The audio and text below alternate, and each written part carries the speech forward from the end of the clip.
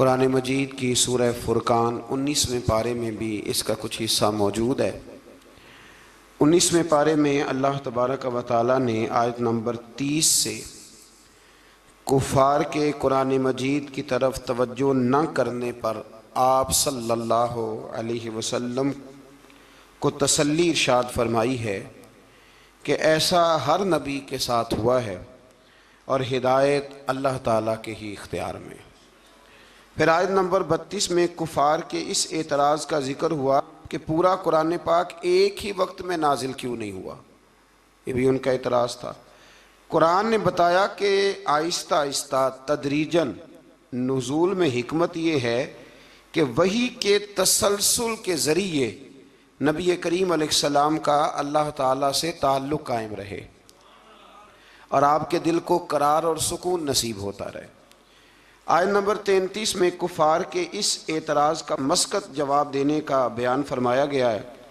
दलाइल के साथ इसका बड़ा मस्कत, बड़ा मुदल्लल अल्लाह करीम ने जवाब इरशाद फरमाया। आयत नंबर 35 से हज़रत मूसा का जिक्र फरमाया, फ़िरौन की नाफरमानी, कौम नूह, कौम आद, कौम समूद और कौम लूत के तबाह होने का फिर से यहाँ अल्लाह करीम ने जिक्र फरमाया। एक बात यहाँ पे अर्ज़ कर दूँ, जब से ये जिक्र शुरू हुआ है ना इन सारी कौमों का, तो इशारतन बहुत सारे पारों में बार बार जिक्र आया है, बार बार जिक्र आया है। हमारे यहाँ एक बात 2-3 दफ़ा की जाए तो लोग कहते हैं कि ये तो मैंने पहले भी सुनी। कुरान मजीद ये हिकमत इरशाद फरमाता है कि जब तक लोग मान न जाएं और जब तक उस बात से पूरी इबरत ना हासिल कर लें, उस बात का बयान बार बार करना भी गलत नहीं होता, फ़ायदे से खाली। हज़रत आदम और जनाब हव्वा का एक वाक़या है और 7 मरतबा कुरान पाक ने बयान किया। लेकिन मज़े की बात यह है कि जहाँ भी आप पढ़ेंगे नई दिलचस्पी नज़र आती है। इसलिए हुजूर ने फरमाया मेरा कुरान कभी पुराना नहीं होगा, इसे जब भी पढ़ोगे तुम्हें नई ताज़गी अता करेगा। आयत नंबर 45 से अल्लाह ताला ने साए के फैलाओ और सिमटाओ और नींद को बाइस राहत और दिन को ज़रिया मुआश बनाने को अपनी निशानी करार दिया है। फरमाया ये जो तुम्हें नींद आती है ये भी मेरी निशानियों में से निशानी है, ये भी मेरी निशानियों में से। यानी आप ज़रा समझें इस बात को, नींद भी अल्लाह की निशानियों में से, यानी वो गलबा कर लेती है आदमी पे। जिंदा इंसान है, खुली आंखें बंद हो जाती हैं और सुनने वाले कान सुनना छोड़ देते हैं और इंसान उठता बैठता चलता फिरता बिल्कुल यकदम लेट जाता है। तो फरमाया ये भी तो देखो ना, ये भी तुम्हारे रब की निशानी है कि तुम्हारे ऊपर उसने नींद को तुम्हारे लिए सुकून का सबब बनाया। अल्लाह ताला राहत वाली नींद अता फरमाए और अल्लाह ताला गफलत वाली नींद से महफूज फरमाए।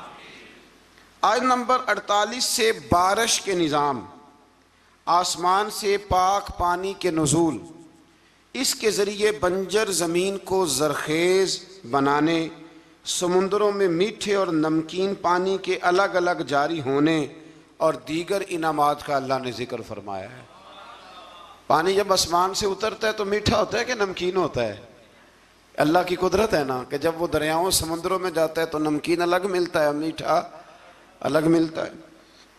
आयत नंबर 54 में बताया कि इंसान का जोहर तख्लीक पानी है, बुनियादी तौर पर यह भी पानी से पैदा किया गया। फिर इसके ज़रिए नसब और ससुराल के रिश्ते कायम किए गए, यानी ससुराल के रिश्ते ये भी अल्लाह तबारक व तआला ने कुरान मजीद में इसका भी ज़िक्र इरशाद फरमाया।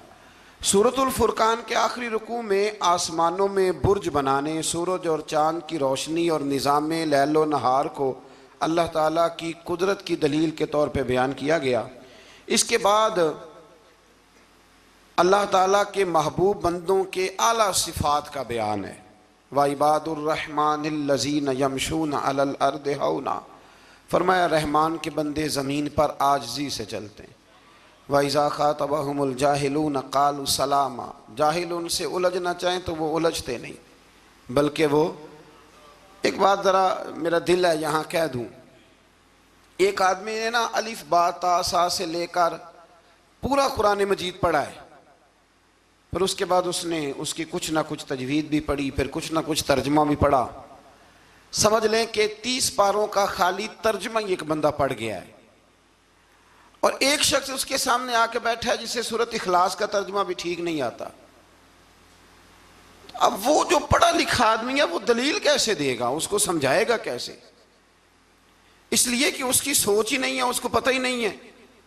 शेख सादी फरमाया करते थे कि अनपढ़ इंसान के सामने किताब और ईंट बराबर होती है, इसलिए कि ना वो किताब को पढ़ सकता है और ना वो ईंट को, तो उसके लिए तो बराबर है। अनपढ़ बंदे को मसला समझाना और किसी बेवकूफ को बात समझाना और फिर उससे अगली बात, कुछ लोगों ने कुछ चीजों का जायका चखा होता है, उनको इत्मीनान कल्बी नसीब हुआ होता है। कुछ लोग बिल्कुल उससे नाआशना होते हैं। अब वो जो नाआशना बंदा है ना, वो बहस करता है, वो कहता है जी किस तरह हो सकता है, ये मतलब हो कैसे सकता है, मुमकिन कैसे? जब तक इंसान माँ बाप से प्यार नहीं करता तो माँ बाप की मोहब्बत की चाशनी की उसे खबर नहीं होती, और जब तक उसके बच्चे नहीं होते मोहब्बत पिदरी और माँ की ममता, इन दोनों चीज़ों की उसे खबर नहीं होती। तो इसलिए अल्लाह के बंदों ने फिर इन लोगों से बहस नहीं की। बहुत सारे लोग ऐसे हैं जो कहते हैं कि मैं उस चीज़ को समझूं जिसको वो समझ सकते नहीं, इसलिए कि एक शख्स ने 8 साल लगाए, 10 साल लगाए। कुरान मजीद की तफसीर से पहले बहुत सारी इमदादी कुतब हम बच्चों को पढ़ाते हैं, बहुत सारी चीज़ें समझने के लिए। तो जुहला बहस करते हैं, बहस ना करें। और जब आपको पता चल गया सामने वाला जाहिल है, तो फिर अगर आपने बहस की तो इसका मतलब है कि आप बेवकूफ़ हैं, आपने ये गलत काम किया। तो अल्लाह के बंदे कभी भी जाहिल आदमी से बहस नहीं करते। और आगे फरमाया वल्लज़ीना यबीतूना लिरब्बिहिम सुज्जदन व क़यामा, फरमाया वो रातें अपने रब के लिए सजदे और क़याम में गुजारते हैं। और सारी रात इबादत करने के बाद भी सवेरे वो ये नहीं कहते मैं इबादत गुजार हूँ। वल्लज़ीना यक़ूलूना रब्बना अस्रिफ़ अन्ना अज़ाब जहन्नम इन्ना अज़ाबहा काना गरामा, सवेरे उठ के कहते हैं अल्लाह हमें जहन्नम के अज़ाब से महफूज रखना, बेशक तेरा अज़ाब गले में अड़ जाने वाला है। गरामा, ए अल्लाह तेरा अज़ाब गले में अड़ जाने वाला है, ए अल्लाह हमें उससे निजात अता फरमा। यानी वो रात सारी इबादत करके भी सुबह अपने रब से माफ़ी का सवाल ही करते। अल्लाह अकबर। फिर इससे आगे सूरत शुअरा शुरू होती है। इस सूरत की आयत नंबर 224 में शुअरा का जिक्र है, इसलिए इसका नाम शुअरा रखा गया। आयत नंबर 7 में अल्लाह ताला ने ज़मीन से मुख्तलिफ़ किस्म के पौधे के उगाने को अपनी कुदरत की निशानी बताया। इसी सूरत में एक बार फिर हज़रत मूसा अलैहिस्सलाम के फ़िरौन के पास जाके दावत हक़ देने का जिक्र फरमाया। ये कई दफ़ा सुन चुके हैं ना आप, कुरान मजीद ने फिर बयान फरमाया है, फिर बयान फरमाया। ये तकरार फ़ायदा मंद होती है। अल इल्म बित तकरार, हमारे जो सरफ नाव के साथिदा है वो कहते हैं कि तकरार से इल्म आता है, यानी बार बार किसी बात के बयान करने से वो बात याद हो जाती है। एक साहब मुझे कहने लगे कि फलाने अल्लामा साहब की तकरीरें मुझे याद हो गई हैं सारी। मैं क्या चल 2-3 सुना विचों, लेकिन सुना सकते। तकरार फ़ायदेमंद होती है। अगर काम की चीज़ की तकरार हो तो उसको बार बार समझना चाहिए। तो फ़िरौन की तरफ हज़रत मूसा अलैहिस्सलाम के भेजने का यहाँ अल्लाह ने जिक्र फरमाया। बशरी तकाज़े के तहत मूसा अलैहिस्सलाम के खदशात का जिक्र है। फ़िरौन की तरफ से मूसा की तरबियत के एहसान जताने का भी जिक्र है। पीछे आप पढ़ रहे हैं ना कि हज़रत मूसा उसी के घर में पले थे, तो वह कहेगा कि मैंने पाला है तो आप मुझे तबलीग करने आ गए। फ़िरौन ने दावत तौहीद के जवाब में कहा कि रब्बुल आलमीन कौन है? उन्होंने फरमाया वो आसमानों और ज़मीनों, मशारिक और मगारिब और तुम्हारा और तुम्हारे आबाओ अजदाद का रब है। इस मकाम पर भी एक बार फिर जादूगरों के मुकाबले में मूसा अलैहिस्सलाम के मोजज़ात, ख़ास तौर पर वो जो आपका अज़दहा बन गया था ना और फिर वो गालिब आ गया था, उसके आने का फिर एक दफ़ा अल्लाह ने जिक्र फरमाया। फिर जादूगरों के ईमान लाने और फ़िरौन की तरफ से कैद में डालने, हाथ पाँव को मुखालिफ सिमत में काटने और सूली पर चढ़ाने की धमकी का भी जिक्र है। फिर इस बात का बयान है कि मूसा अलैहिस्सलाम बनी इसराइल को लेकर गए, सामने समुंदर था, पीछे फ़िरौन था और इसके पैरोकारों का ताक़ुब भी था। अल्लाह के हुक्म से मूसा अलैहिस्सलाम की लाठी की ज़रब से समुंदर भी फट गया। बनी इसराइल के रास्ता बना, वो सलामती के साथ समुंदर पार चले गए। फ़िरौन अपने लाओ लश्कर समेत समुंदर में गर्क हो गया। या मुफस्सिरीन ने एक और बात छेड़ी है हजरत मूसा अलैहिस्सलाम डंडा फेंकते हैं, वो अज़दा बन जाता है और सारे जो उनके बड़े बड़े शाम थे जादूगरों के वो खा जाता है। हजरत मूसा अलैहिस्सलाम डंडा मारते हैं, पत्थर से पानी निकल आता है। हजरत मूसा वही डंडा मारते हैं तो समुंदर से 12 रास्ते बन जाते हैं। तो ये डंडा फिरौन को क्यों नहीं मारा उन्होंने? ये डंडा फिरौन को क्यों नहीं मारा? ये मुफस्सिरीन ने बहस छेड़ी है। अल्लाह ने उन्हें ताकत दी है ना, और वो जहां जहां चाहते हैं उनका वो असा मुबारक काम आता है, तो एक मारते उसको भी काम खत्म हो जाता। तो फिर समझ लें कि अल्लाह नबी को जो मोजज़ा देता है तो हुक्म देता है कि ये आपने इस्तेमाल भी मेरे हुक्म से ही करना है। वली को जो करामत देता है तो फरमाता है ये इस्तेमाल भी आपने मेरे हुक्म से करनी है। इसलिए पीछे आप पढ़ आए हैं कि अल्लाह फरमाते हैं कि हम काफिरों के मुतालबे पे अजाब नहीं नाजल करेंगे। कहते हैं जितना ही कामिल है तो फिर दिखाए ना कुछ है। तो ये तो बोली मैं आपको सुना आया हूँ, ये तो कुफर की बोली है। तो अबू जहल कहता था फिर लाइए अजाब, लाइए हमारे ऊपर अजाब जिसकी आप बात करते थे। तो ये तो बोली बड़ी गलत है कि कोई शय है तो दिखाओ, ये तो बात बड़ी दूर जाती है। अल्लाह हिदायत का नूर अता फरमाए। आयत नंबर 69 से फिर एक बार हजरत इब्राहीम का जिक्र है। सुभान अल्लाह, कैसे प्यारे नबी हैं अल्लाह के। बार बार रब करीम उनकी शानों का बयान फरमाता है। वो अपनी कौम को बुतों की बेबसी की जानिब मुतवज्जो करते थे। फिर इब्राहीम अलैहिस्सलाम अल्लाह ताला की नेमतों का इतराफ़ करते हुए फरमाते, अल्लाह ने मुझे पैदा किया है, वही हिदायत देने वाला है, वही मुझे खिलाता है, वही पिलाता है, जब बीमार होता हूँ तो वही मुझे, अल्लाह अकबर। कई दफ़ा एक ही डॉक्टर से दवाई लेते हैं तो आराम आ जाता है, फिर दोबारा उसी से लेते हैं तो आराम। इसका मतलब है कि हज़रत इब्राहीम फरमाते हैं कि शिफा भी मेरा अल्लाह ही मुझे देता है। फिर फरमाया वही मेरी रूह कब्ज़ करेगा और आखिरत में दोबारा पैदा करेगा। मुझे यकीन है क़यामत के दिन मेरी ख़ताओं को भी माफ़ फरमाएगा। इब्राहीम फरमा रहे हैं अल्लाह के नबी। उन्होंने कौन सी ख़ताएँ की थी जी? सारी ज़िंदगी अल्लाह की राह में जिहाद करते गुजर गई, फिर भी डर के दुआ मांगते हैं। संगियो गाफिल न बने, गाफिल हर वक़्त माफ़ी मांगना ये अल्लाह के बंदों का तरीका है। मेरे रसूल करीम अलैहिस्सलाम ने फरमाया मैं दिन में 100 दफ़ा अपने रब से इस्तिग़फ़ार करता। बार बार इस्तिग़फ़ार करें, बार बार उससे माफ़ी मांगें, वो माफ़ी मांगने वाले से बड़ा ही राज़ी होता है। अल्लाह तौफ़ीक़ अता फ़रमाए। ये अम्बिया का हमारे लिए तालीम है, ये तालीम उम्मत है, वरना उन्होंने कौन सी ख़ताएँ की। अल्लाह अकबर। फिर फरमाया वो दुआ करते हैं कि ए मेरे परवरदिगार तो मुझे सही फ़ैसला करने की कुव्वत अता फ़रमा और मुझे नेक बंदों के साथ मिला दे। पढ़ना ज़रा घर जाके सूरह शोरा, आपको समझ आएगी। अल्लाह के नबी दुआएं मांगता है, या अल्लाह हमें नेकों की संगत अता फरमा। हमारे ज़माने में ज़रूरत ही कोई नहीं नेकों की, और फिर संगत, फिर उनके साथ रहना, पास बैठना, इसकी ज़रूरत ही कोई नहीं। सारे खुद ही बड़े बड़े पीरे कामिल हैं। बल्कि अब तो बहुत सारे लोग कहते हैं पीर साहब को भेजो थोड़ी देर मेरे पास बैठे, मैं को सबक पढ़ाऊँ। माज़अल्लाह ताला। ऐ अल्लाह, बाद में आने वाले लोगों में मेरा ज़िक्र खैर सच्चाई के साथ जारी फरमा, मुझे जन्नत की नेमतों का वारिस बना और मुझे क़यामत के दिन रुसवा ना फरमाना। ये पता क्या है, ये ना बंदे का अल्लाह से रिश्ता है। ये रिश्ता है, बंदा जब उसकी नेमतों को सोचता है और फिर अपने रोज़मर्रा की इबादत को, नेकी को सोचता है, तो फिर कहता है अल्लाह तूने बड़ा दिया है, मुझे रुसवा ना कर देना। ये कई दफ़ा खुफिया तदबीर भी होती है ना। हाँ, ये कई दफ़ा बहुत शानें जब मिल जाती हैं तो खुफिया तदबीर भी होती है। खुफिया तदबीर भी होती है।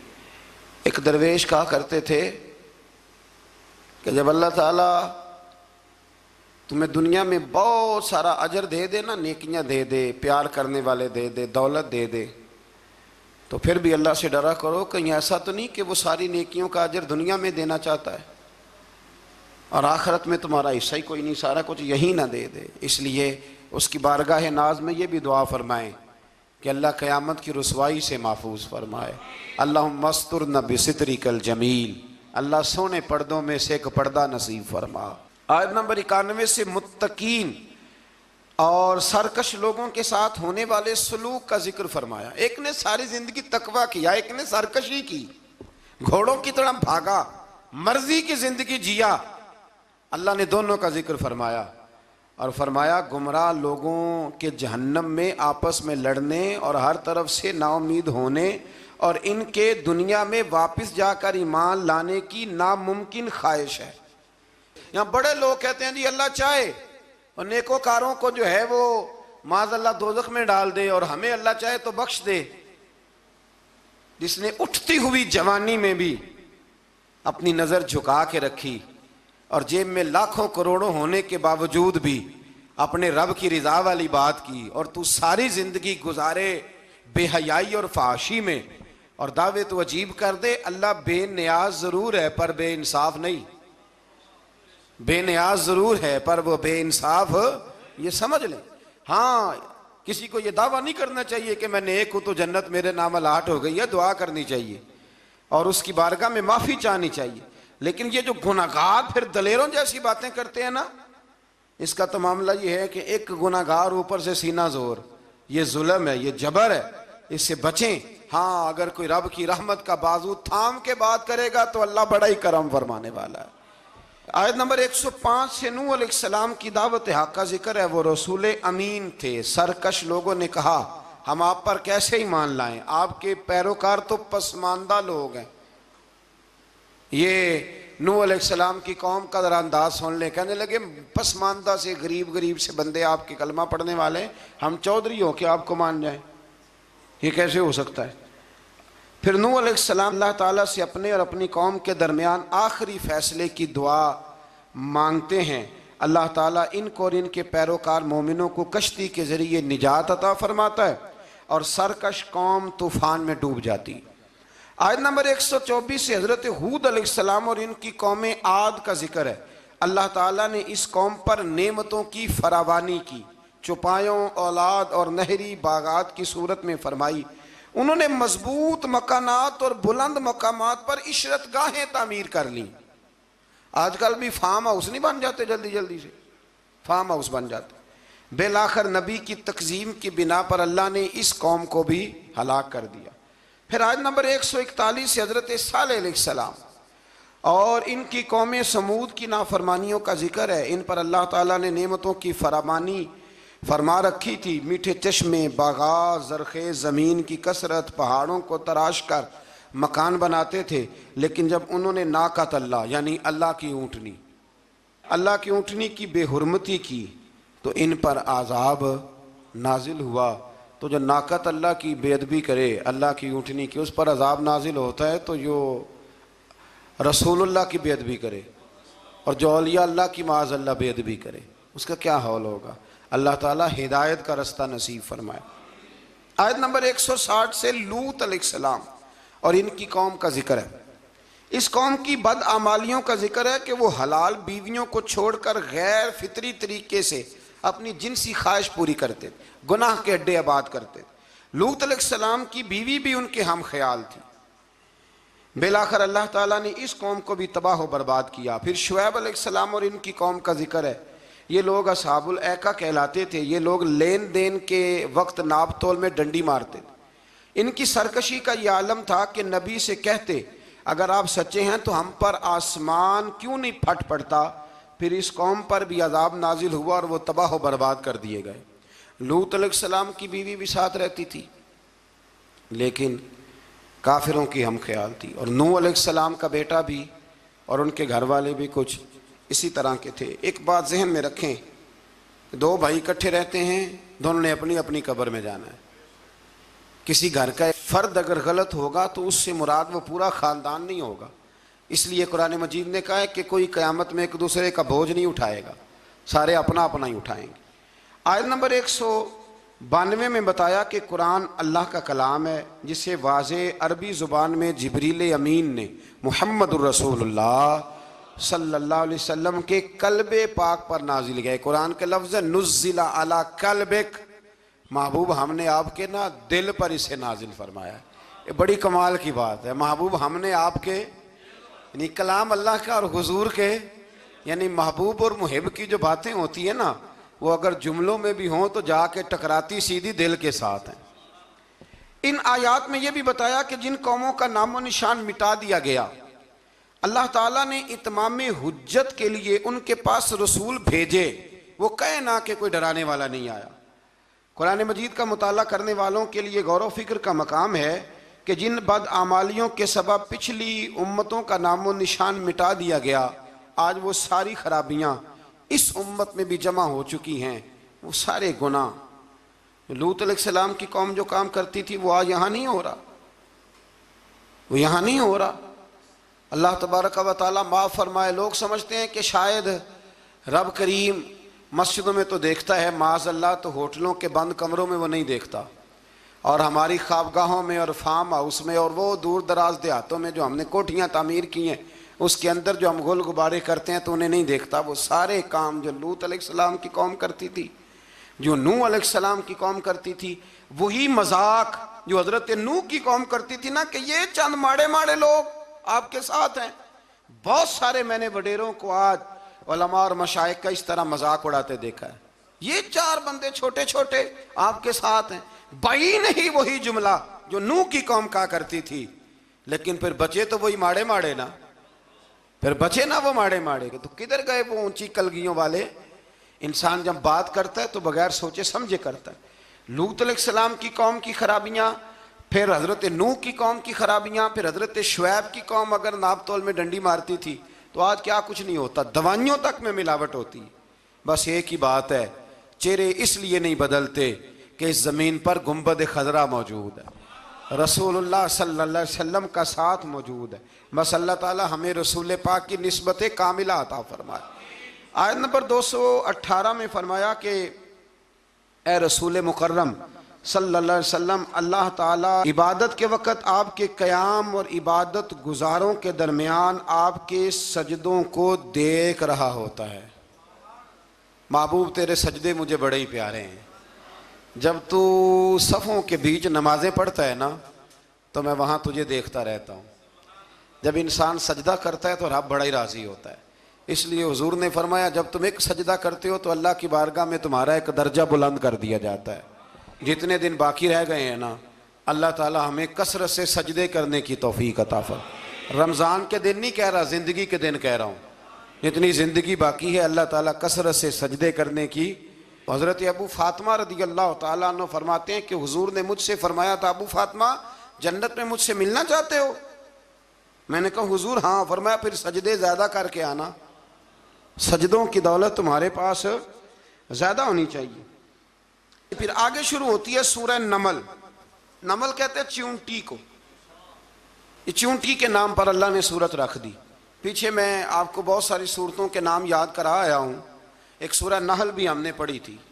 तो अल्लाह तबारक व तआला ने इस सूरत में कुरान करीम की हक्कानियत, मोमिनीन की सिफ़ात, मुख्तलिफ अम्बिया के अहवाल, अल्लाह ताला की तौहीद पर दलाइल, क़यामत की हौलनाकियाँ और हयात बादल मौत का जिक्र फरमाया। इस सूरत की इब्तदाई आयात में एक बार फिर हज़रत मूसा अलैहिस्सलाम के अहवाल और मोजज़ात का बयान है। आज नंबर 16 से सुलेमान अलैहिस्सलाम का जिक्र है। वो दाऊद अलैहिस्सलाम के वारिस थे, बेटे थे, और इन्हें परिंदों की बोलियां सिखाई गईं। जिन्नात और इंसानों के लश्कर का एक फौजी डिसिप्लिन के साथ इनके पास हाजिर रहते थे। वो जो उनका लश्कर था ना, उसमें इंसान भी थे, जिन भी थे, और उसके अंदर परिंदे भी थे। उनका लश्कर था, वो हमेशा उनके पास रहते थे। हज़रत सुलेमान अलैहिस्सलाम गुजर रहे थे तो एक मकाम से आप गुजरे जहाँ चींटियाँ बड़ी कसरत के साथ थी। तो एक चींटी जो उन चींटियों की सरदार थी, उन चींटियों की बड़ी थी, और मुफस्सिरीन किराम ने यह भी लिखा है कि वो थी भी, एक आंख उसकी कोई नहीं थी, एक टांग उसकी कोई नहीं थी, लेकिन इस हाल में भी वो चींटी जो थी वो चींटियों की क़यादत कर रही थी। तो हज़रत सैयदना सुलेमान अलैहिस्सलाम का लश्कर जब वहाँ से गुजरा तो वो कहने लगी, या अय्युहन नमल उदखुलू मसाकिनकुम, कहने लगी चींटियों अपने बिलों में घुस जाओ। कहीं ऐसा ना हो कि सुलेमान अलैहिस्सलाम का लश्कर बेदहानी में, सुलेमान का लश्कर तवज्जो ना करे और तुम्हें पाँव के नीचे मसल दे। लिहाजा इस तरह करो कि तुम अपने अपने बिलों में घुस जाओ। हज़रत सुलेमान अभी 3 मील दूर थे। तमाम मुफस्सिरीन ने लिखा है 3 मील दूर थे। तो वहाँ से चींटी बोली तो कुरान कहता है कि हज़रत सुलेमान उसकी बात सुन के हंस पड़े। फतबस्सम दाहिका, आप उसकी बात सुन के हंस पड़े कि देखो ये चूंटी क्या कह रही है। ज़रा गौर करना बात पर कि हज़रत सुलेमान 3 मील दूर फासले पर चूंटी की बात भी सुन लेते हैं। मौलवी ने कुरान की आयत पक्की याद कर लिया, ना बशरुम मिसलुकुम, कहता है हुजूर ने कहा मैं तुम्हारी तरह का बशर हूँ। नबी हमारी तरह होते हैं जी। तो वो तो 3 मील दूर चींटी की आवाज़ सुन लेते थे। इसके कान में चींटी रखो भला, इसे कहो कि बता भला क्या कहती है, कुछ बताएगा फिर दौड़ लगा देगा शायद। कान में रखो इसको, कहो बता चींटी क्या कहती। और अगर ये लफ्ज़ ना होते कुरान के कि जब उन्होंने सुना तो हंस पड़े, ये जुमले ना होते तो शायद इसको भी ना मानते। लेकिन हजरत सुलेमान ने सुनी चींटी की बात। और अब अगली बात कहने लगा हूं, बड़े खूबसूरत लफ्ज़ लिखे हैं मुफस्सिरीन ने। फरमाते हैं देखो, एक चींटी ने एक जुमला बोल के, एक चींटी ने एक जुमला बोल के अपने कबीले की खैर खाई की, तो रब ने उसका जुमला भी कुरान में बयान फरमा दिया। तो जो सारी जिंदगी लोगों को जुमले बोल बोल के कहे रब रसूल की तरफ आ जाओ, तो अल्लाह क़यामत में उसकी बात को कायम नहीं फरमाएगा। जो भी किसी की खैर खाई करे वो एक जुमला बोल के करे, और हो भी चींटी, तो अगर अल्लाह उसका जिक्र कुरान में बाकी रखता है, तो मैं और आप अगर किसी की खैर खाई करेंगे तो इंशाअल्लाह जिक्र बाकी रहेगा। शर्त यह है कि करें खैर खाई। खैर खाई करो किसी की, एक जुमला बोल के भी करो, चींटी भी हो तो अल्लाह कुरान में जिक्र बाकी फरमा देता है। तो अल्लाह तबारक व तआला ने इस बात का जिक्र कुरान मजीद में फरमाया। इस पर कई कुछ लिखा है। इसी तरह से एक बात और लिखी है हमारे मुफस्सिरीन ने कि हज़रत सुलेमान एक दिन ना इसी तरह निकले, कहत पड़ गया था, बारिश नहीं होती थी, तो हज़रत सुलेमान बाहर मैदान में निकले दुआ करने के लिए, खुश्क साली थी। तो जब आप गए तो एक चींटी अपने पर फैला के दुआ मांग रही थी। तो रब करीम ने फरमाया सुलेमान आप वापस चले जाएं, बारिश आ जाएगी पर आएगी चींटी की दुआ पे। तो हज़रत सुलेमान ने अर्ज़ की मौला मैं भी तो इतना लश्कर लेके आया हूं ना, तो चलो हमें भी दुआ कर लेने दे, तू चींटी की दुआ पे बरसा देना पर दुआ कर लेने दे। फरमाया नहीं आप वापस जाएं, दुआ ना मांगे। या अल्लाह क्यों? फरमाया चींटी का दिल टूट जाएगा, वो तो कहेगी कि ये सुलेमान के लश्कर दुआ पे फिर बारिश आई है। तो आप ना करें ताकि उसके दिल में ये बात रहे कि नहीं मेरे रब ने मेरी दुआ पे बारिश फरमाई। आप जाएं, आज बारिश आएगी पर आएगी चींटी की दुआ पे। तो जो चींटी बारिश की दुआ करे कौम के लिए, अल्लाह अगर उसका जिक्र कायम रखता है, तो जो अपनी कौम के लिए हिदायत की दुआ करे। और कभी कभी गर्दन झुका के देखा करो कि दिल में रसूलुल्लाह की उम्मत का दर्द कितना है। अगर कहीं हुजूर की उम्मत का दर्द है तो फिर इंशाअल्लाह जिक्र क़यामत तक बाकी रहेगा। फिर इंशाअल्लाह क़यामत तक आने वाली नस्लें भी आपका जिक्र करेंगी अगर हुजूर की उम्मत का दर्द सीने में मौजूद है। इसी तरह से फिर हजरत सुलेमान के लश्कर में ना एक हुदहुद नामी परिंदा भी था, लश्कर का कारकुन था परिंदा। हुदहुद गायब था। तो हजरत सुलेमान कहने लगे किधर गया वो हुदहुद, नजर ना आज आया, सख्त सजा दूंगा, यहां तो कोई अच्छी खबर लाएगा। क्योंकि वो हुदहुद परिंदा जाता था तो खबरें ला के देता था, वरना सजा दूंगा। उतनी देर में हुदहुद भी आ गया। तो ये परिंदे जो कारकुन होते हैं बड़े सियाने होते हैं, कभी बंदा नाराज हो तो सही खबरें ले आते हैं। तो सही खबर लेके आ गया, आते ही आके बैठा। तो उसने हज़रत सुलेमान अलैहिस्सलाम ने कहा कहाँ थे? अर्ज़ करने लगा हुजूर मैं मुल्क सबा गया था, वहाँ एक औरत हुक्मरानी करती है, उसका नाम बिल्कीस है, बहुत बड़े तख्त पे बैठती है, 80 गज उसका तख्त लंबा है, 40 गज चौड़ा है, और शायद 80 मान के 80 टन उसका वजन है। तो हुजूर वो सूरज को पूछते हैं। हज़रत सुलेमान ने फ़ौरन ख़त लिखा, फरमाया जाके उसे मेरा ख़त दे दो कि यहाँ तो कलमा पढ़ के हमारी फरमा बरदार बन जाए, वरना तैयार हो जाए। जो अल्लाह के गैर को पूछते हैं हम उनके खिलाफ जंग करेंगे। वो जब लेके गए ना ख़त, ये हुदूद गया तो वो मीटिंग कर रही थी, उसके वज़ीर मशीर सारे बैठे थे। इसने जाके ख़त फेंक दिया मलका बिल्कीस की झोली में। उसने ख़त पढ़ा तो डर गई, वज़ीरों को बुलाया। हज़रत सुलेमान, कुरान कहता है हज़रत सुलेमान ने कहा था ख़त फेंक के ना तो साइड पे होके सुनना वो क्या कहते हैं। बंदों के लिए मना है, परिंदों के लिए जायज़ है। बंदों के लिए मना है साइड पे होके सुनना। हाँ, जिसकी जासूसी की ड्यूटी हो, कुफर की जासूसी की, उस बंदे के लिए भी जायज है। तो यहाँ एक तो वो परिंदे थे, दूसरा कुफर की जासूसी कर रहे थे। साइड पे होके सुनने लगे तो मलका बिल्किस कहने लगी अब क्या करना है, ये खाता आया है। तो वो कहने लगे हम तैयार हैं, आप हुक्म करें, हम लड़ने को तैयार हैं, लड़ेंगे। वो कहने लगी नहीं, तेजी ना दिखाओ। कुरान मजीद कहता है कि वो कहने लगी जब लड़ाइयाँ होती हैं तो शहर तबाह होते हैं, मुल्क खंडर बन जाते हैं, लड़ाई मसले का हल नहीं है। उन्होंने कहा कि मैं नबी हूं, तो एक दफा आजमा लेते हैं कि नबी हैं कि नहीं, माज़अल्लाह आजमा लेते हैं। कहा कैसे? कहने लगी तोहफे ताए भेजते हैं, अगर माल पर दिल ललचा गया तो फिर नबी नहीं बादशाह है, और अगर माल पर दिल ललचाया ना तो फिर अल्लाह के कामिल बंदे हैं।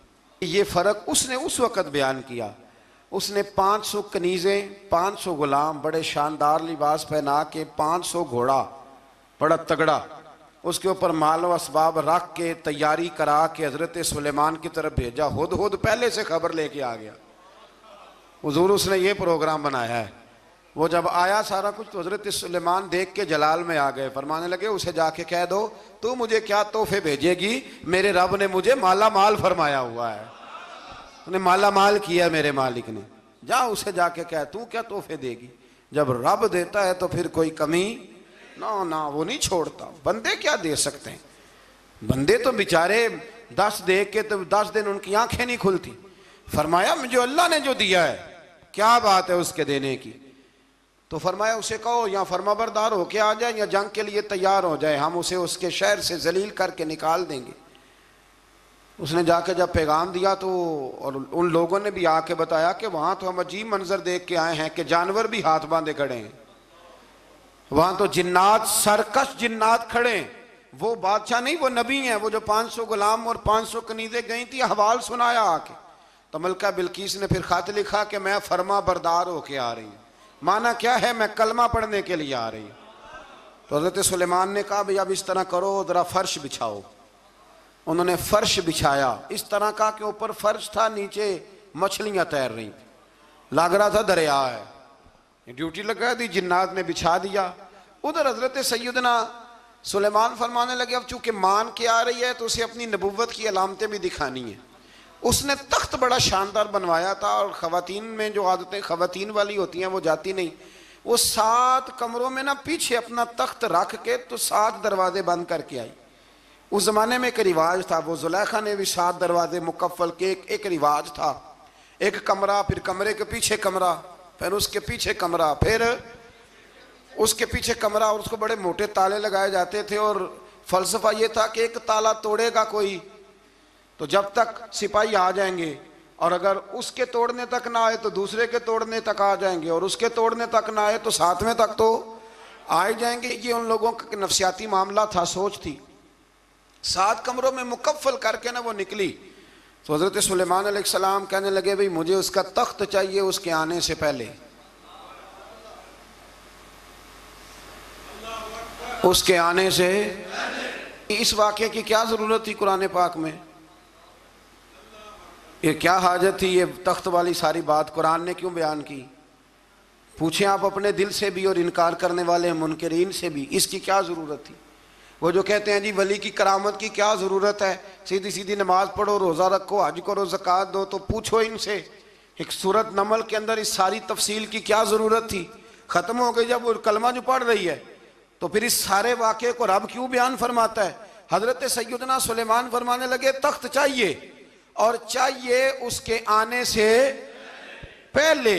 काला इफरीतुम मिनल जिन, जिन्नों में से एक बहुत बड़ा जिन बोला, कहने लगा हुजूर आपका ये तख्त बर्खास्त होने से पहले ले आऊंगा। ये जो आप मीटिंग कर रहे हैं ना, या फैसले ख़त्म, कुछ ने लिखा सुबह से शाम तक मीटिंग होती है और उसको आने में पता नहीं कितने दिन लगेंगे, तो मैं ये बर्खास्त होने से पहले। और कुछ ने कह दिया आप शर्त क्यों लगाते हैं कि सुबह से शाम तक होती? उस जिन ने कहा दिया आप 10 मिनट में फारग हो जाएं, आप फारग होंगे तो तख्त आ जाएगा।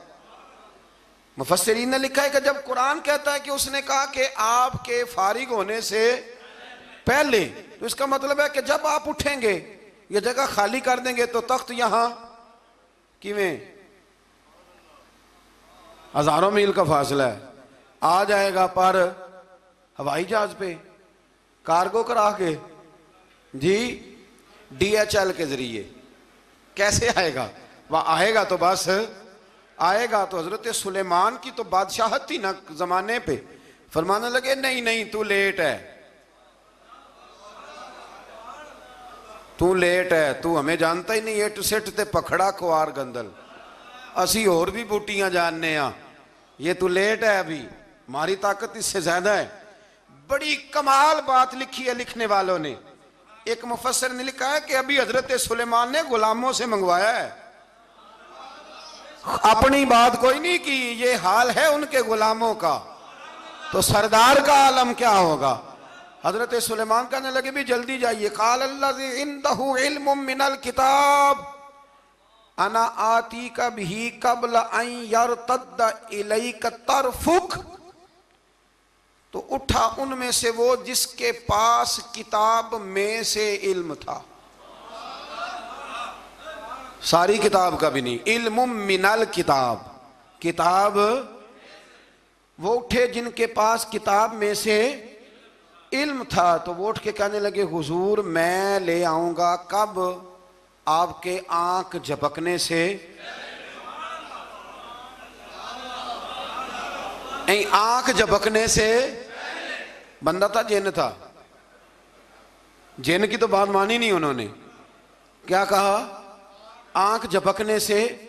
मैं आंख झपकने से पहले ले आऊंगा। तो हज़रत सुलेमान कहने लगे तू ठीक है, चल ला फिर, ला फिर। आंख झपकने से बड़े ही नादान नहीं, फिर गुस्सा नहीं आता उन पे, फिर गुस्सा नहीं आता।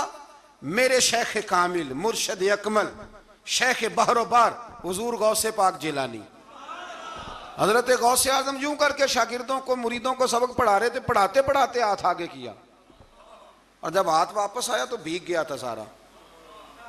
तो शागिर्द कहने लगे हुजूर ये क्या है? फरमाया तुम्हें नहीं समझ आएगी, छोड़ो तुम्हारे वाली बात नहीं। खासा दी गलामा आगे नहीं मुनासब करनी, रहने दो तुम। कुछ वक्त गुजरा तो कुछ लोग आ गए, अभी क्लास खत्म नहीं हुई थी, कपड़े भीगे हुए हो। वो शागिर्द पहले ही मुंतजिर थे। कहा तुम्हें क्या हुआ? कहने लगे दरिया में जा रहे थे, अचानक हिचकोले आने लगे। तो हमने कोई किसी बेअमल का बाजू तो नहीं ना थामा, हम गौसे आजम के मानने वाले हैं। तो दरिया में कहा या शेख अब्दुल कादिर जिलानी शैयन लिल्लाह, अल्लाह के रास्ते में मदद करो। तो कहने लगे बस एक हाथ ही आया है, और यूं कश्ती खींच के बाहर निकाली है। तो अब वो शागिर्द सारे चुप कर गए, कहने लगे जवाब क्यों नहीं देते? उन्होंने कहा तुमने हाथ देखा है पहुंचता हुआ, और हमने हाथ देखा है यहां से जाता हुआ। तुमने पहुंचता हुआ देखा है, तो हमने हजरत बहाउल्लाह नक्शबंद बुखारी, उनकी एक मुरीदनी थी, ऊपर चुबारे पे किसी ने उसकी इज्जत पे हाथ डाला, चुबारे पे ऊपर वाली मंजिल पे। उस मुरीदनी ने अपनी इज्जत बचाने के लिए छलांग लगा दी। जब वो नीचे गिर रही थी तो हजरत बहाउल्लाह नक्शबंद बुखारी पहुंच गए। नीचे कोई ऐसा बंदोबस्त कर दिया, कोई चारपाई बिछा दी, कोई ऐसा जिसपे वो आके आराम से गिरी और बच गई। हजरत साहब की तरफ देख के कहने लगी हुजूर आप कब आए? फरमाने लगे पुत्र जब तू चुबारे से चली थी तब मैं बुखारे से चला था, जब तू चुबारे से चली थी ना तब मैं बुखारे से चला था, और तेरे नीचे आने तक मैं भी पहुंच गया हूं। मैं भी मालीदा कम राखी करना, फल कच्चे होण या पक्के, ये पीर मुरीदां दे सिर ते ही रहिंदा है। ये झूठे होण या सच्चे, ये पक्की गुलामी करें या कच्ची करें, पीर की भी मजबूरी होती है। क्या करें, पीर मुरीदां दे सिर ते ही रहिंदा है। ये झूठे होण या सच्चे, क्या किया जा सकता है। देखे ना, नाफरमान बेटे का भी तो जायदाद में हिस्सा होता है ना, नाफरमान भी हो तो जायदाद में हिस्सा। तो चलो बाप नाराज रहेगा तो अल्लाह नाराज रहेगा, बात अलग है, पर जायदाद का हकदार तो है ना, चाहे नाफरमान ही है। पीर मुरीदां दे सिर ते ही रहिंदा है, ये झूठे होण या। फिर वो तख्त आ गया तो हजरत सुलेमान से पूछा ये क्या है? काला हाजा मिन फजल रब्बी। फरमाने लगे कुछ भी नहीं। हजरत सुलेमान कहने लगे ये मेरे रब का फजल है। शायद सब मुफस्सिरीन ने बड़ी बड़ी बातें की हों, पर यहाँ एक काजी सनाउल्लाह पानीपती रहमतुल्लाह अलैह का फिक्रा मैं पढ़ रहा था, बड़ा मज़ा आ रहा था। काजी साहब फरमाने लगे इस आयत पे, काजी साहब कहते हैं जिन पर निरा फजल था हाज़ा मिन फज़ल रब्बी, निरा फजल। फरमाया उनकी तो इतनी ताकत है कि वो हज़ारों मील दूर से 80 गज लंबा 80 गज चौड़ा तख्त आंख झपकने से पहले ले आते हैं, और जिनके बारे में अल्लाह फरमाते हैं बश्शिरिल मुमिनीना बिअन्ना लहुम मिनल्लाहि फदलन कबीरा। फरमाया महबूब अपने गुलामों को खुशखबरी दे दें, बाकियों पे निरा फजल था, इन पर तो फजल कबीर है, इन पर तो बड़ा ही फजल है अल्लाह का। तो फरमाया जिन पर फजल कबीर हो, एक नहीं, इस पर मैं बड़े दलाइल दे सकता हूँ, करामाते औलिया पर मैं बड़े ही दलाइल दे सकता हूँ, बड़े। गौसे आजम रदी अल्लाह तआला अन्हु के पास बादशाह आया तो कहने लगा पीर तब मानूंगा जब सेब खिलाएंगे। सेब का मौसम ही नहीं था, तो हजरत साहब आते ही उसे कहने लगे अब तू मेरी विलायत को सेबों पे तो ना तोल, अब सेब खिलाए तो वली या ना खिलाए तो वली कोई नहीं, ये तो अब मेरी विलायत को सेबों पे तो ना तोल। तो हजरत साहब ने यूं हाथ उठाया तो अल्लाह ने 2 सेब अता फरमाए। तो वहां जुमला है हुजूर गौसे आजम का, फरमाने लगे अगर अल्लाह हजरत मरियम सलामुल्लाह जो बनी इसराइल की वलिया हैं, वली है ना, वो नबी तो नहीं ना, औरत नबी नहीं हो सकती। फरमाया अगर अल्लाह उन्हें बगैर मौसम के फल दे सकता है, मैं तो मोहम्मद अरबी का नौकर हूं। फरमाया अब ना 2 सेब आए थे, तो वो कहने लगा मेरे तो दिल में 1 सेब था ना, तो हुजूर गौसे आजम ने ना 1 सेब मुझे दिया, 1 मैंने खाया तो 1 गौस पाक खाने लगे। कहते हो मैंने वो मुंह में रखा, जरा तुर्श था, तो मेरे चेहरे का वो रंग देख के ना, असर देख के कि तलखी महसूस, तो गौसे आजम कहने लगे मेरे वाला खा। तो 1 उन्होंने काट के टुकड़ा दिया, कहते खाया तो बड़ा मीठा था। तो मैंने कहा हुजूर आए तो दोनों ही गैब से हैं, तो आपके वाला मीठा है मेरे वाला कड़वा है। तो आप फरमाने लगे आए तो दोनों गैब से थे, पर एक को जरा जालिम के हाथ लग गए हैं ना, उसको तंबीह भी कर दी कि जुल्म से बाज आ जा, तंबीह भी कर दी। पर मैं हाथ जालिम के लगे इसलिए तुर्श हो गया, सियाना बन। 1 नहीं 20 दर्जनों, लेकिन पता नहीं क्यों लोग अड़ गए, पता नहीं क्यों कड़ के आ गए करामत औलिया के मामले में। बिल्कुल, और फिर किसी हदीस में यह नहीं आया कि इस जमाने में वली होंगे तो इस जमाने में वली नहीं होंगे। हुजूर ने फरमाया मेरी उम्मत कभी गुमराही पर जमा नहीं होगी। इकबाल कहते हैं औलिया क्या होते हैं, औलिया क्या हैं, जवासीसुल कुलूब। इकबाल कहता है वली का बहुत बड़ा वली तुमने देखना हो तो उसे देखो जो तेरे दिल का जासूस है। चलो ये मुश्किल बात है, मैं नहीं छेड़ता, लेकिन जो तेरे हाँ वो जासूसी करता है, पर करता है तेरे दिल की, वो तेरे दिल का जासूस होता है वली। और उस पर हुजूर की हदीस है, फरमाया इसकी फिरासत कल्बी से डर, ये अल्लाह के नूर से देखता है, डर इसकी फिरासत कल्बी से, अल्लाह तौफीक अता फरमाए। 12 इस वली का नाम था आसफ बिन बरखिया।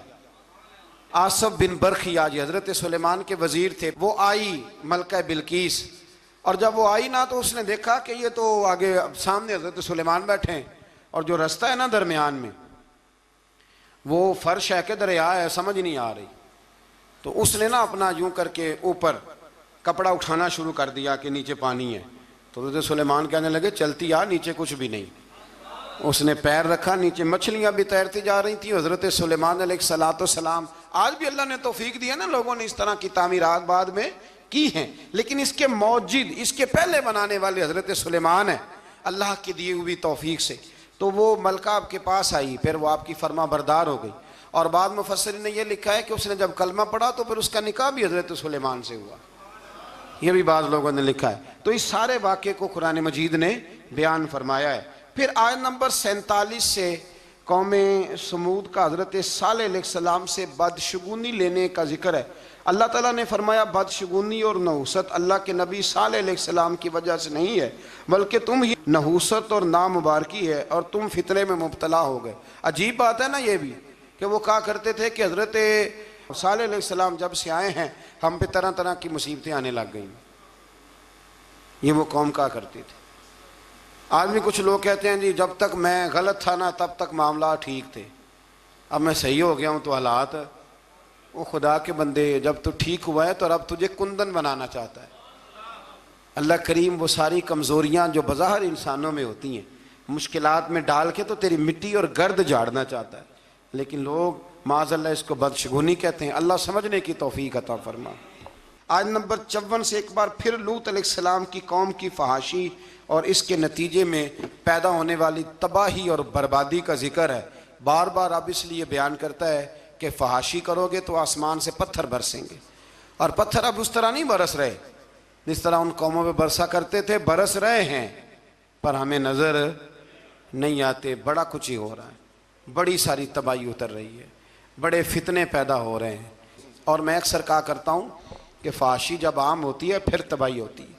फहाशी आम हो गई है, फहाशी आम हो गई, गंदे चैनल आम हो गए, बेहयाई और यानी ये रोड पे गंदे कभी बोर्ड लगे होते थे तो आप यकीन करें मैंने कानों से सुना है, बुजुर्ग कहा करते थे देखो जी इन्होंने किस तरह की बीबी की तस्वीर लगा दी।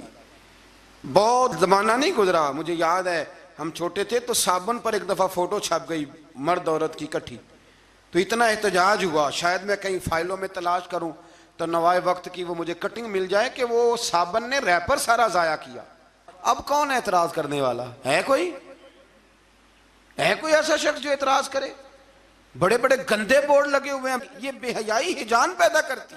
मैंने आपको कुरान मजीद सुनाया ना कि अल्लाह फरमाता है कि जो औरतें बूढ़ी हो गई हैं, अब निकाह की काबिल नहीं रही, वो पर्दा न भी करें तो उनको गुंजाइश है, लेकिन उसके बाद कहा अगर कर ले तो उनके लिए भी बेहतर है। तो जब बेहयाई और फहाशी और यानी आम होती है तो फिर यह हाल होता है कि नौजवानों के जज्बात में हिजान पैदा होता है, बच्चियों के जज्बात में हिजान पैदा होता है। इस्लाम गुनाह से नहीं मना करता, गुनाह के तरीकों से भी मना करता है। मैं कहा करता हूं कि नौजवानों की हर वक्त निगरानी की ज़रूरत होती है, हर वक्त। ये चढ़ती हुई जवानी सैलाब होती है, ये अगर किसी तरफ बह जाए तो तबाही उतर जाती है, खराबी हो जाती है। इकबाल ने ना अपने बेटे को एक दुआ दी थी, एक दुआ। मेरी अल्लामा शाह अहमद नूरानी साहब रहमतुल्लाह अलैह से पहली मुलाकात हुई तो अब तो खैर ये रिवाज है ना तस्वीरें लेने का, उस वक़्त ऑटोग्राफ लेने का रिवाज होता था। तो मैं तालिब इल्मी का ज़माना था, मैं डायरी लिखा करता था। इससे पहले भी मुझे हज़रत एक दफ़ा ये शेर मैं पढ़ चुका था, सुन चुका था, तो मैंने उनके सामने ना ये किया आगे कुछ ऑटोग्राफ के लिए, तो उन्होंने मुझे ये इकबाल का शेर लिख के दिया, हया बाकी नहीं है ज़माने की आँख में, खुदा करे कि रहे तेरी जवानी बेदाग, खुदा करे कि रहे तेरी। इकबाल ने ये नहीं कहा अपने बेटे से, ये बेटे का नाम लिखी कि तेरी आँख में हया नहीं, बल्कि कहा हया बाकी नहीं है ज़माने की, ज़माना बेहया है। तो दुआ है कि हमारे बच्चों की जवानियाँ, और एक दफ़ा धब्बा लग जाता है ना जब, तो फिर शैतान एक दफ़ा रास्ता दिखाता है तो फिर मायल करता है, और फिर जो दूसरी तबाही है शादियों के लेट होने की, वो उससे बड़ी कबाहत है। कल भी मैंने कहा था, आज फिर कहता हूँ, खुदारा इस पर नज़रसानी करें। शरीयत हमें बड़ी आसान दी है ना, सोना ठंडा मीठा और प्यारा दीन अल्लाह ने हमें दिया है, जो अगर हम अमल करें तो कितना हमारे लिए आसान है। हमने अपने लिए मुश्किलात इकट्ठी कर ली हैं। अल्लाह ताला सब के हक़ में आसानियाँ फरमाए। और इसकी बुनियाद वही मामला है कि अगर बेहयाई को कंट्रोल किया जाए तो इस तरह के सारे वाक़यात को कंट्रोल किया जा सकता है। और अगर वो वाली सज़ाएँ दी जाएँ जो इस्लाम ने रखी हैं, इस्लाम ने रखी हैं, संसार करने वाली और चौक में संसार करने वाली, इसको रोड़े मारो। अगर शादीशुदा है तो चौक के अंदर इसे संसार करो, इसको भगाओ, पीछे से रोड़े मारो। अगर ये वाली सजा दी जाए तो निशाने इबरत बन जाए। लेकिन हमारा कानून है ना, कहते हैं जी गुंजाइश नहीं इसमें। भाई अल्लाह रसूल का निज़ाम अमल करने के लिए गुंजाइश नहीं। अल्लाह तबारक व तआला हमें समझने की तौफीक अता फरमाए।